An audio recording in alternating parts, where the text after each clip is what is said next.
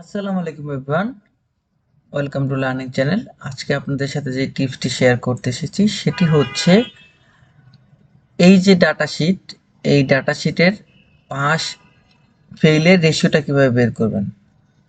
মনে করেন যে এখানে আইডি নেম দেওয়া আছে, স্টুডেন্ট নেম দেওয়া আছে, আর কোর্স হচ্ছে আপনার পিডিসিএম, পিবিএস, পিসিএস। তো এই কোর্সগুলোতে পাসের পার্সেন্টেজ কত, ফেইলের পার্সেন্টেজ কত, এই রেশিওটা আমরা অ্যানালাইসিস করব। সো চলুন করা যাক কিভাবে করব আমরা। তো এখানে স্যাম্পল হিসাবে আমরা অল্প একটা পরিমাণে ডাটা নিয়েছি।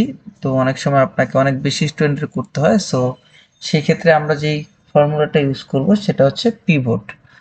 তো পিভট ইউজ করার জন্য আপনাকে ফার্স্ট অফ অল এই যে এখানে যে কোনো একটি সেলে আপনার ক্লিক করতে হবে।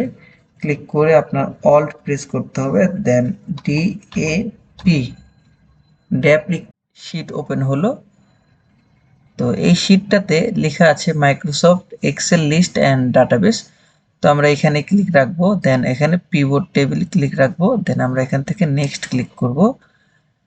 তো অল যে ডাটা আছে সবগুলো সিলেক্ট হয়ে গেল অটোমেটিক। দেন আমরা এখান থেকে নেক্সট ক্লিক করব, দেন আমরা এখান থেকে ইয়েস দিব, আমরা এখান থেকে নেক্সট দিব, দেন নিউ ওয়ার্কশিট ফিনিশ। তো আমাদের দেখুন এই যে একটা অটোমেটিক ওয়ার্কশিটে নিয়ে আসছে। তো আমরা এই যে এখানে যে কোর্স আছে, তো কোর্স এটা ক্লিক করে ড্র্যাগ অ্যান্ড ড্রপ করে এই যে র আছে, তো রতে নিয়ে আসবো। তো দেখুন কোর্সের নাম চলে আসছে বাম পাশে। তো এদের স্ট্যাটাস কি অবস্থা, এটাকে আমরা জাস্ট এখানে ভ্যালুসে আনবো। দেখুন এদের চলে আসছে। দেন এখানে স্ট্যাটাসটা আবার কলমে আনবো। তো ওনাদের ডিটেলস চলে আসছে সাবজেক্ট ওয়াইজ, ফেইল পাস চলে আসছে। তো কতজন পাস করছে কি, তো এদের যে আমরা রেশিওটা, এই রেশিওটা কিভাবে বের করব। সো এটা হচ্ছে আমার র ফাইল। তো আমরা র ফাইলে কাজ করব না, তো সেই ক্ষেত্রে আমরা একটি এক্সট্রা ফাইল খুলে নিব, শিট নিব। তো আমরা যে এখান থেকে সিলেক্ট করব, কপি করলাম, এখানে একটি শিট ওপেন করব, এই শিটে আমরা পেস্ট করে দেব।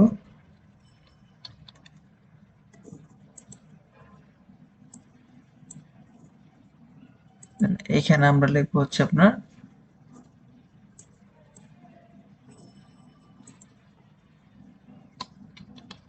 পাস পার্সেন্টেজ, এটা আমরা বের করতে যাচ্ছি। এখানে আমরা হচ্ছে ফেল পার্সেন্টেজ বের করতে চাচ্ছি।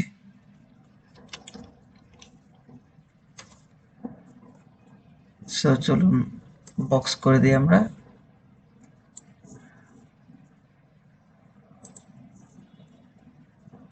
All border. দেন হচ্ছে আমরা এখান থেকে ফার্স্টে ইকুয়াল ক্লিক করব। দেন আমরা যদি পাশেরটা বের করবো, তো পাশের এই যে প্রথম সেলটা ক্লিক করব, দেন ভাগ দিব, দেন গ্র্যান্ড টোটালের প্রথম সেলটা, দেন এন্টার প্রেস করব, চলে আসছে। দেন এইখানে এসে এই যে প্লাস আইকনটাতে ডাবল ক্লিক করব, চলে আসছে। সব চলে আসলে এখন পার্সেন্টেজ যেহেতু বের করবো আমরা ট্যাবে যাব, ট্যাবে গিয়ে এই যে নাম্বার গ্রুপে এই যে পার্সেন্টেজ ক্লিক করব, পার্সেন্টেজ হয়ে গেল।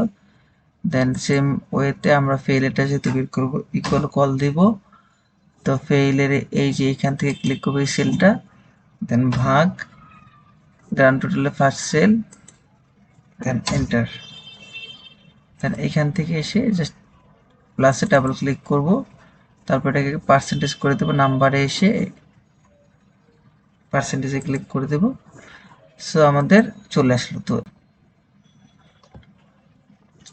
এখন আপনারা একটা জিনিস লক্ষ্য করুন, সেটা হচ্ছে আপনার এই যে টেবিলের এটা একটা কালার, আর এই যে টেবিলের নিচে এটা একটা কালার। সো এখানে আমরা কালার ইচ্ছা করলে আপনারা এখান থেকে মেনু লিখিয়ে দিতে পারি। তো কালার চয়েস করতে হবে, একটু ঝামেলা, তো এটার সাথে নাও মিলতে পারে। তো এই ক্ষেত্রে আমরা কি করব, আমরা এখান থেকে যে কালারটা এটা কপি করে এখানে দিয়ে দেবো। সো কপিটা কিভাবে করব, আমরা এই সেলটা সিলেক্ট করব, করে এই যে ব্রাশটা আছে ফরম্যাট প্রিন্টার, এখানে ক্লিক করে দেন এই যে এখান থেকে ধরে এখানে ছেড়ে দেবো, শেষ। সবগুলা কালার হয়ে গেল। সো আমাদের পার্সেন্টেজ তো চলে গেছে না? তো আমরা এটাকে পার্সেন্টেজে দিয়ে দিব। শেষ, পার্সেন্টেজ হয়ে গেছে।